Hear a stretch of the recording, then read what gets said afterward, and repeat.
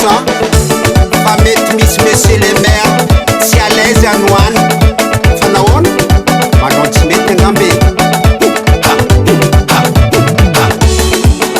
Andriamato Madagogo, monsieur le maire ao amin'ny commune Bemifoha.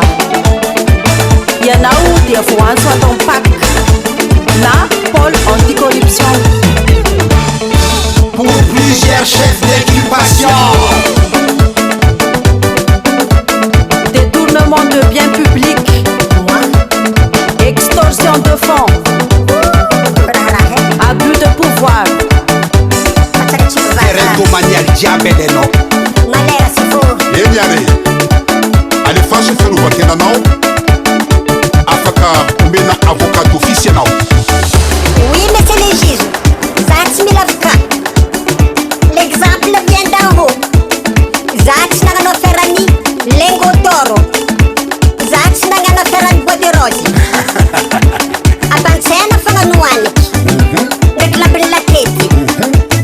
Anako agnabeta za monsieur le juge. Ampiaro amin'olo jiaby lalagna. Samboro alors les gros poissons.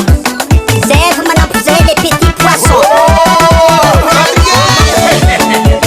Ieny are afaka madidio ianao. Itiavako mera, mahay misoma monsieur le maire.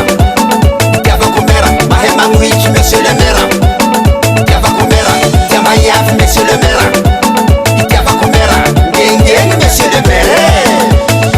Davalt Record.